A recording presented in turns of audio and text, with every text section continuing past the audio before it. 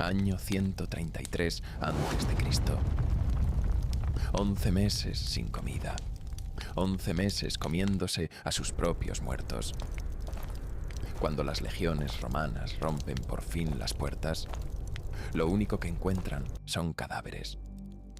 Las madres de Numancia eligieron quemarse vivas con sus hijos antes que entregárselos a Roma. No es leyenda. Pasó. Y lo escribió el imperio que perdió la guerra. En una colina del Alto Duero, hace 2160 años, 4000 celtíberos paran al imperio más violento de la historia. Durante 20 años, derrotan a 5 ejércitos consulares. Fuerzan a un cónsul romano a firmar un tratado tan vergonzoso que el Senado lo anula al día siguiente.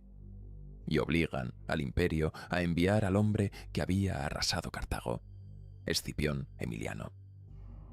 Lo que sabemos viene, sobre todo, de un griego llamado Apiano, escribiendo casi 3 siglos después.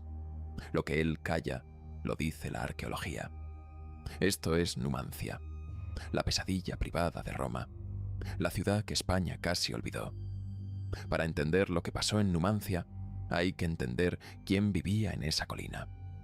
El Alto Duero, siglo II antes de Cristo. Tierra de inviernos asesinos y veranos secos. Cerros pelados donde se ve venir a un ejército desde 100 kilómetros. Aquí viven los arébacos, celtíberos, una mezcla de pueblos celtas y de íberos peninsulares. Hablan su propia lengua.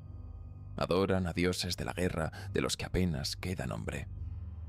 Y son una pesadilla militar. Pelean con 2 espadas. Una recta, robusta, hecha con un acero al carbono que ningún herrero romano sabe replicar. Roma terminará copiándola entera. La versión adaptada se llamará Gladius Hispaniensis. La espada con la que la legión conquistará el Mediterráneo nació aquí. Y otra curva, llamada falcata, concentra todo el peso en la punta. Atraviesa la armadura romana como si fuera lino. Llevan un escudo redondo de cuero y madera, la caetra. Atacan rápido, golpean, desaparecen. No pelean en campo abierto si pueden evitarlo. Conocen cada barranco, cada vado, cada bosque. Te dejan entrar en su tierra, te cortan los suministros, te emboscan por la noche y te degüellan en una pendiente que tu caballería no puede subir. Numancia está en lo alto de un cerro de 1000 metros, defendida por 2 ríos y una rampa imposible. Sus habitantes no pasan de 4000 y van a hacer lo que nadie en el Mediterráneo se ha atrevido en 200 años. Van a humillar a Roma, año 153 antes de Cristo. Roma decide que es hora de pacificar el norte de Hispania. Envía a Quinto Fulvio Nobilior con casi 30.000 hombres. Y con un arma que en Hispania nadie ha visto antes.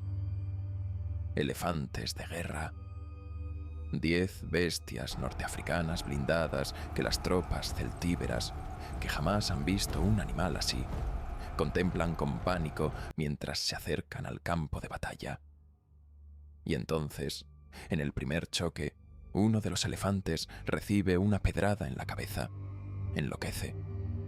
Embiste a sus propias filas. El resto de la manada lo sigue. Roma pierde 4000 hombres frente a Numancia, aplastados por sus propios elefantes. En Roma, el Senado entra en pánico. Envía a un cónsul detrás de otro. Marco Claudio Marcelo, Lucio Licinio Lúculo, Quinto Cecilio Metelo, Quinto Pompeyo. Todos fracasan. Todos vuelven con menos hombres de los que se llevaron. Año 137 a.C. El cónsul Cayo Hostilio Mancino intenta lo que ningún romano se atrevía a admitir en voz alta: huir. Mueve su ejército de noche, lejos de Numancia, hacia campamentos seguros en el sur.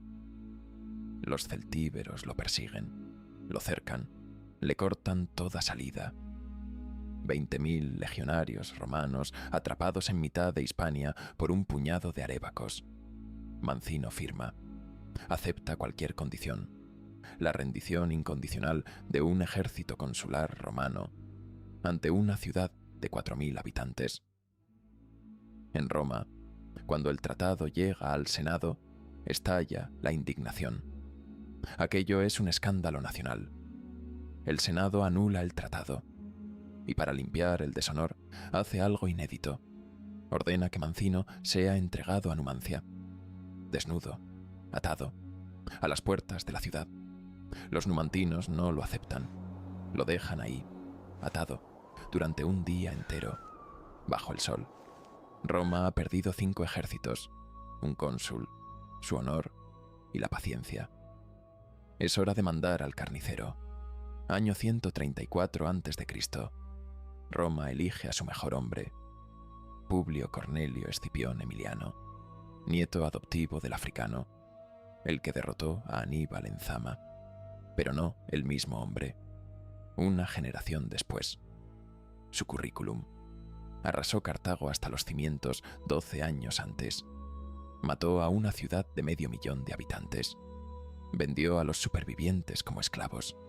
Aró el suelo para que nada volviera a crecer. Cartago no existe ya. Es por él. Roma lo manda a Numancia. Llega con 60.000 hombres. 4.000 numantinos hay en la colina, contando mujeres y niños. Pero antes de cualquier asalto, Escipión hace algo que ningún cónsul anterior se había atrevido a hacer. Limpia su propio ejército. Expulsa a las prostitutas, a los comerciantes, a los adivinos. Limita la comida, prohíbe las literas, obliga a los oficiales a comer de pie y obliga a la legión a marchar cargada cada día, en pleno verano, dando vueltas por la meseta soriana. 3 meses entrenando, ningún choque, solo disciplina. Llega también un joven príncipe norteafricano, 22 años, caballería númida bajo su mando. Se llama Jugurta. Volverá a aparecer en la historia de Roma 20 años después. Pero esa es otra guerra. Cuando Escipión decide que su ejército está listo, no avanza, no ataca, rodea Numancia y empieza a construir. Verano del 134 a.C. Escipión levanta 7 campamentos en los cerros que rodean Numancia. Los pone en altura, cada uno con vista directa a los otros 6. Y luego los une. 9 kilómetros de muralla de piedra, 2,40 metros de ancho, 4,5 metros de alto, más de 200 torres, construida en pocas semanas por una legión entera trabajando como obreros. Numancia queda encerrada en un anillo continuo. Por primera vez en 200 años de guerras celtíberas, Roma no busca la batalla. Construye una jaula. Pero queda el río.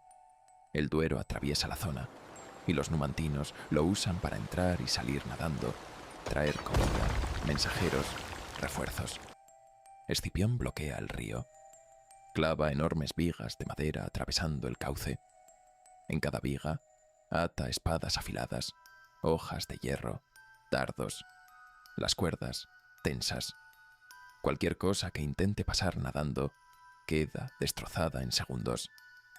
Los primeros nadadores celtíberos que intentan salir aparecen flotando aguas abajo, cortados. Numancia queda totalmente sellada. Sobre los muros romanos, Escipión coloca catapultas y ballistas. Cualquier celtíbero que se asome a su propia muralla recibe un dardo del tamaño de una lanza desde 500 metros. Y ahora, espera. Dentro, los numantinos cuentan los días. Los almacenes de grano que llevaban 20 años fortaleciendo empiezan a vaciarse. La carne salada se acaba. El vino se acaba. Mes 1, mes 2, mes 3. Los niños son los primeros en notar el hambre. Los ancianos, los siguientes. Las raciones se cortan a la mitad, luego a 1/4. y desde el otro lado del anillo, Escipión mira. No quiere ganar la batalla. Quiere que Numancia se pudra desde dentro. 11 meses después, lo conseguirá. Primavera del 133 a.C. Numancia lleva 8 meses sin entrar comida. La gente come cueros hervidos, las suelas de las sandalias, los cinturones, la hierba que crece entre las piedras de la muralla, luego los caballos, luego los perros. Y entonces, según Apiano, historiador griego que escribió todo esto casi 3 siglos después, los numantinos empezaron a comerse a sus muertos. Cuando los muertos se acabaron, empezaron con los enfermos. Historiadores modernos discuten si Apiano exageró, pero la fuente es romana, y los vencedores no suelen inventar horrores que afeen su propia victoria. La ciudad busca una salida. Un guerrero llamado Retógenes Caraunio reúne a 5 hombres. 5. De noche, escalan la muralla romana por el punto peor vigilado, matan al centinela y huyen entre la niebla. Su misión: pedir ayuda a Lutia, ciudad celtibérica, a un día de marcha. Llegan. Lutia organiza ayuda. 400 jóvenes voluntarios. Escipión se entera. Cabalga hasta Lutia. Reúne a los 400 en la plaza y les corta las manos.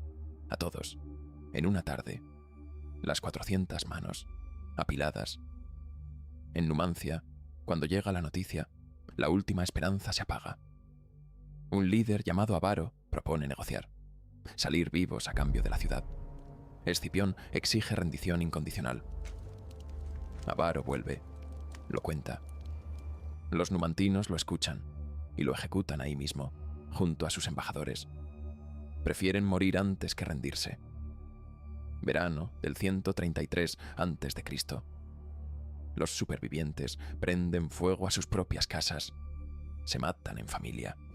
Madres a hijos, hombres entre sí.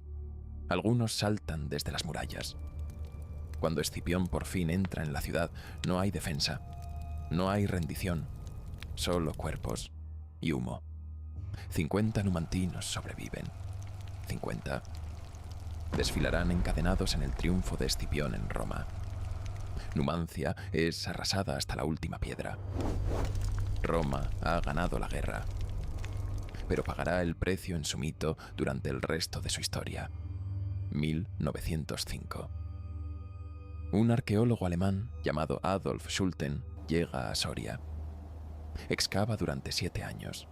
Encuentra los 7 campamentos romanos, la muralla, las trampas del río. Publica 4 volúmenes en Múnich. Devuelve 500 piezas al Museo Numantino de Soria. Numancia deja de ser leyenda. Vuelve a ser historia. 4.000 personas, 20 años, un imperio bajado a su altura. Numancia no fue una batalla, fue un espejo. Y a Roma no le gustó lo que vio.